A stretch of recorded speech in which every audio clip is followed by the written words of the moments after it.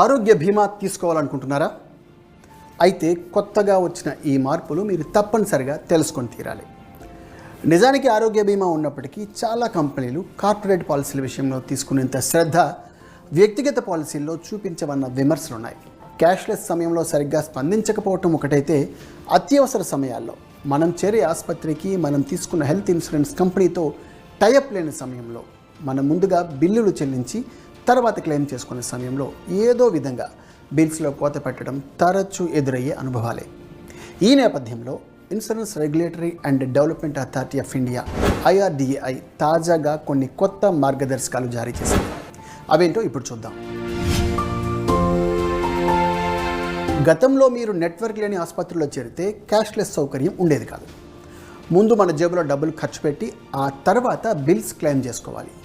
అప్పుడు ఆ క్లెయిమ్ల సంగతి వారి దయాదాక్షిణ్యాలపై ఆధారపడి ఉండేది. కానీ తాజాగా IRDAI మార్గదర్శకాల ప్రకారం ఇకపై ఆ పరిస్థితి ఉండదు. మీరు చేరే ఆసుపత్రి మీ ఇన్సూరెన్స్ కంపెనీ నెట్వర్క్లో లేనప్పటికీ క్యాష్లెస్ సౌకర్యం ఇచ్చి తీరాల్సిందే. మీరు హెల్త్ పాలసీ తీసుకునే సమయానికి ఏదైనా అనారోగ్యంతో లేదా జబ్బుతో బాధపడుతూ ఉంటే, పర్టికులర్గా ఆ అనారోగ్యం లేదా జబ్బుకు ఇన్సూరెన్స్ కవర్ కావాలంటే కొంత వెయిటింగ్ పీరియడ్ ఉంటుంది. ఇప్పటి వరకు అది అత్యధికంగా 4 ఏళ్ళు వెయిటింగ్ పీరియడ్ ఉండేది. కానీ ఇప్పుడు దాన్ని 4 ఏళ్ల నుంచి 3 ఏళ్లకు తగ్గించారు. ఇది దీర్ఘకాలిక వ్యాధులతో బాధపడే రోగులకు నిజంగా శుభవార్తే. ఇక ఆయుష్ ట్రీట్మెంట్ అంటే ఆయుర్వేద, యోగా, యునాని, సిద్ధ, హోమియోపతి వంటి చికిత్సా విధానాలకు కూడా ఇన్సూరెన్స్ వినియోగించుకోవచ్చు. అయితే ఇక్కడ ఒక కండిషన్ ఉంది. ఈ విషయంలో ఏ గాయానికి లేదా రోగానికి చికిత్స తీసుకున్నా అది IRDAI పాలసీకి లోబడి ఉండాలి.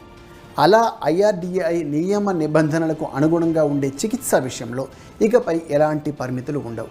అంటే IRDAI నిర్దేశించిన పాలసీకి అనుగుణంగా ఆయుష్ ట్రీట్మెంట్ తీసుకోవాలనుకునే వాళ్ళు అభ్యర్థనను ఇకపై హెల్త్ ఇన్సూరెన్స్ కంపెనీలు తిరస్కరించే అవకాశం లేదు. డిశ్చార్జ్. ఇన్సూరెన్స్పై ట్రీట్మెంట్ తీసుకునే వారికి ఇది నిజంగా పెద్ద ఇబ్బందే. ఎందుకంటే డాక్టర్ డిశ్చార్జ్ రాసిచ్చిన తర్వాత హెల్త్ ఇన్సూరెన్స్ కంపెనీ నుంచి క్లియరెన్స్ రావడానికి కనీసం 6 నుంచి 18 గంటల సమయం పడుతోంది.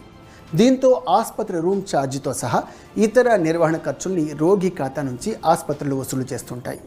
ఈ నేపథ్యంలో కొత్తగా వచ్చిన రూల్ ప్రకారం ఆసుపత్రి వర్గాలు డిశ్చార్జికి అప్లై చేసిన 3 గంటల్లోగా ఇన్సూరెన్స్ కంపెనీలు దాన్ని క్లియర్ చేయాల్సి ఉంటుంది. అలాగే అడ్మిషన్ సమయంలో క్యాష్లెస్ క్లెయిమ్ రిక్వెస్ట్ను ఎట్టి పరిస్థితుల్లోనూ అప్లై చేసిన గంటలోగా క్లియర్ చేయాలని స్పష్టం చేసింది IRDAI. ఫలితంగా ఆసుపత్రి అడ్మిషన్, డిశ్చార్జ్ సమయంలో జరిగే ఆలస్యాలకు చెక్ పడుతుందనే చెప్పచ్చు. ఇన్సూరెన్స్ హోల్డర్స్కి మ్యారిటోరియం వ్యవధి గతంలో 8 ఏళ్లకు ఉండేది. తాజాగా దానిని 5 ఏళ్లకు కుదించింది IRDAI. ఉదాహరణకు మీరు 2 వేర్వేరు కంపెనీలకు చెందిన ఆరోగ్య బీమాలు తీసుకున్నారనుకోండి. కొంతమందికి తాము ఉద్యోగం చేసే కంపెనీ తరపున హెల్త్ ఇన్సూరెన్స్ పాలసీ ఉంటుంది. అలాగే వ్యక్తిగతంగా కూడా ఒక పాలసీ తీసుకుంటూ ఉంటారు. అలాంటి వారు తమకు అవసరమైనప్పుడు 2 పాలసీలను కూడా ఒకేసారి ఉపయోగించుకోవచ్చు.